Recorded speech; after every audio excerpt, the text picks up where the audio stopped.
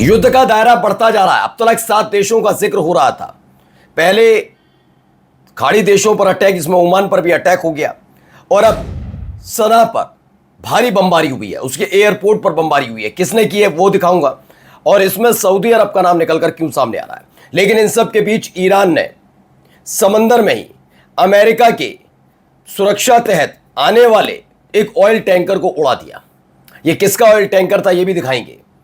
America की भी कार्रवाई समुद्री क्षेत्र में हुई है, उसने भी ईरान की नेवी को टारगेट किया है, ऐसा दावा अमेरिका का भी है कि उसने नेवल बेस को टारगेट किया है ईरान के। क्या खबर है वो भी दिखाएंगे, और किस तरह के हालात फिलहाल सना के अंदर बने हुए हैं, क्या वाकई लोग वहां डरे सहमे नजर आ रहे हैं, और आखिरकार इस पूरे संघर्ष के बीच ट्रंप का फिर बयान आ गया। बयान में क्या कहा सुनिएगा। नमस्कार, मैं हूं प्रज्वल गौतम और आप देख रहे हैं the live TV. The live TV, सच सबसे आगे। ये देखिए, पहला ये वो टैंकर बताया जा रहा है। Iran has just struck several US escorted oil tankers with missile in the Strait of Hormuz. The UAE has confirmed that 2 of its tankers are damaged. ये दावा किया जा रहा है कि यूएई का भी इसमें टैंकर शामिल थे, 2 टैंकर उसके थे। कई ऑयल टैंकर हैं जिन्हें ईरान ने उड़ा दिया, ऐसा दावा किया जा रहा है। ईरान ऑब्जर्वर ने भी इस खबर पर पुष्टि की है कि हाँ, ईरान की तरफ से किया गया यह हमला है, ऐसा ईरान और ऑब्जर्वर का दावा है, जिसमें यूएई के 2 टैंकर भी उड़ा दिए गए। और ये सारे के सारे अमेरिका की शह पर ईरान की नाकेबंदी को तोड़कर स्ट्रेट ऑफ हॉर्मूज से गुजरना चाहते थे, लेकिन स्ट्रेट ऑफ हॉर्मूज में मौजूद ईरान की मॉस्किटो फ्लीट, जिसे स्पीड बोट्स भी कहा जाता है, उनकी चपेट में आया और इन्हें उड़ा दिया गया। ये देखिए, इसमें दावा भी क्या किया। We're just going to bring you some breaking news right now. The Ministry of Defense from the UAE says 2 national tankers have been targeted by 2 Iranian cruise missiles in the southern lane of the Strait of Hormuz in Omani territorial waters.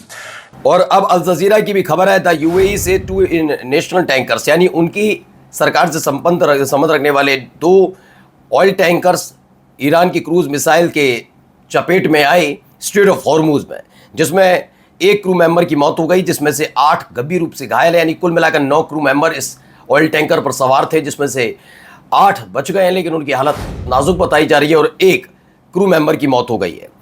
फिलहाल आगे की घटनाक्रम कुछ ऐसा घटा कि America की तरफ से भी हमले हुए हैं, लेकिन ये देखिए, पहले आईआरजीसी ने फिर से अमेरिकन बेस पर अटैक किया।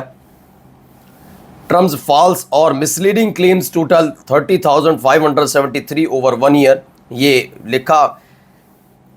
दिखाया गया कैसे कब्जा करने की कोशिश की जा रही है, उसे हम खत्म करेंगे और मिसाइल दागे।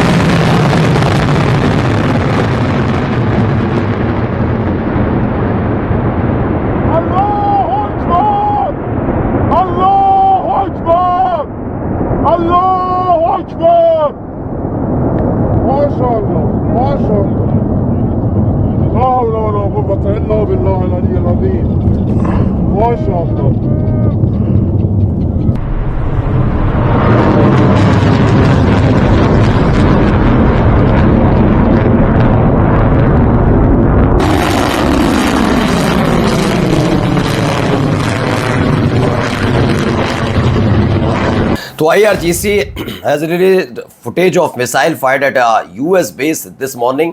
सुबह सुबह अमेरिका की मिलिट्री बेस पर ईरान ने कई मिसाइलें दागी हैं, उसको लेकर वहीं अमेरिका की भी कार्रवाई हुई अमेरिका की तरफ से। ये देखिए, ये यूएस मिलिट्री की तरफ से जारी की गई वीडियो है। अमेरिका ने स्ट्राइक की है ईरान के नेवल बेस पर, अनक्लासिफाइड रिपोर्ट्स बताई जा रही हैं। ये देखिए, ये एक दावा है, जो शिप भेजे गए हैं, वेसल भेजे गए, छोटे छोटे वेसल्स हैं, दावा है अमेरिका का। यूएस का सेंट्रल कमांड ने एक वीडियो पब्लिश की और उन्होंने कहा 3 और शेयर अनमैन्ड सरफेस वेसल थे, जो सीधे जाकर ईरान की जो शिप मेंटेनेंस फैसिलिटी और सबमरीन है वहाँ से आकर टकराए और उड़ा दिए।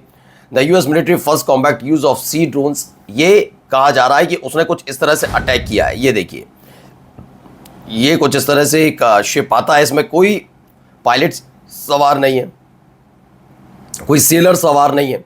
ये अनमैन्ड है, यानी कि यूएवी की तरह, यूवीए की तरह चलती है, ड्रोन की तरह, और ये जाकर टकरा गई इस वेसल्स पर और इसे सुहा कर दिया। अनक्लासिफाइड रिपोर्ट्स निकलकर सामने आई है। सेंट्रल कमांड की तरफ से जारी किया गया, US strike Iranian naval base using sea drones in combat for the first time. इससे पहले भी खबर थी कि ईरान के भी कई तरह के सी वेसल्स घूम रहे हैं, ड्रोन घूम रहे हैं बहुत सारे। और ये देखिए यहां पर अब सना पर जो है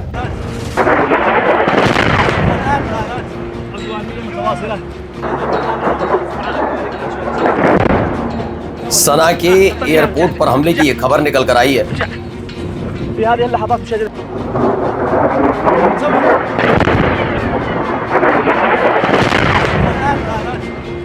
यानी मसला अब ईरान तक नहीं रहा, यमन तक पहुंचा। इससे पहले भी सना को थर्राया जा चुका है, लेकिन उसका माकूल जवाब उस समय भी हुती लड़ाकों ने दिया था, जब अमेरिका और ब्रिटेन के युद्धपोत को खदेड़ दिया था रेड सी से। एक बार फिर वैसे ही एक्टिविटी, एयरपोर्ट पर अटैक की ये खबर है। तो ये खबर निकलकर सामने आई है, American made bomb strike Sanaa's airport allegedly dropped by Saudi fighter jet to block an Iranian civilian plane। ये सब किया जा रहा है। सऊदी अरब अब साफ साफ मदद करने पर उतरा है। पहले भी आपको बता दें कि सऊदी अरब और यमन के बीच ये टकराव लगातार बना हुआ है लंबे समय से, और अब कहा जा रहा है कि सऊदी अरब ने कि फाइटर जेट्स का इस्तेमाल किया गया। हथियार यानी बम, गोला बारूद, मिसाइल, ये सब अमेरिका की थी, जिसको दागा गया। देखिए वीडियो एक बार फिर से।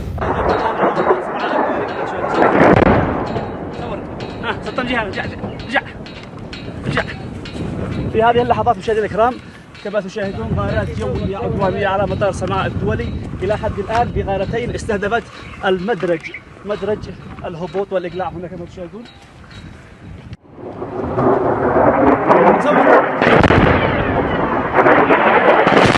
الآن غارات عدوانية متواصلة.